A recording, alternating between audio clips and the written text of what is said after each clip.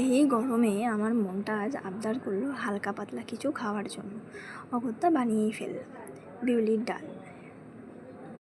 এই ডালটা আমার আর আমার মায়ের ভীষণই পছন্দের, তবে আজ আমি বানিয়েছি।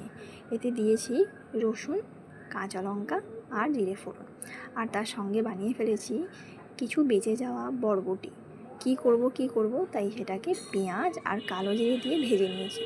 বেশ ভালো লাগছিল, বেশ হালকা মিষ্টি মিষ্টি।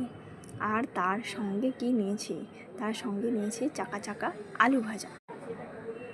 একটু সেদ্ধ করে নিলাম, তারপর ওটায় নুন, হলুদ, লঙ্কার গুঁড়ো মিশিয়ে বেশ ছাকা তেলে ভেজে নিলাম।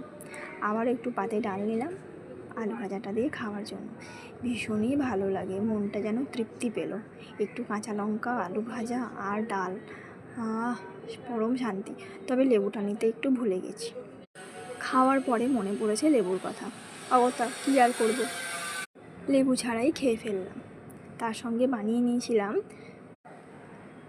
মাছ, তবে মাছটা হলো রূপচাঁদা মাছ। জানি না তোমরা এটাকে কী মাছ হিসেবে চেনো, আমি এটাকে রূপচাঁদা হিসেবেই চিনি। আমার মা আমাকে এই নামটাই বলেছে।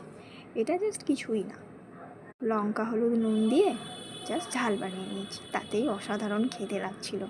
বেশ, মাছটা একটু অন্য স্বাদের, ভালো বোঝাতে পারবো না, রুই কাতলার চাইতে একটু আলাদা।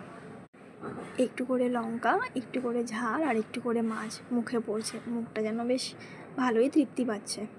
শেষ পাতে নিয়েছিলাম একটু চাটনি, আর বেঁচে যাওয়া ডালটুকু আমি রেখে দিয়েছিলাম লাস্টে পাতে চুমুক দিয়ে খাবো বলে।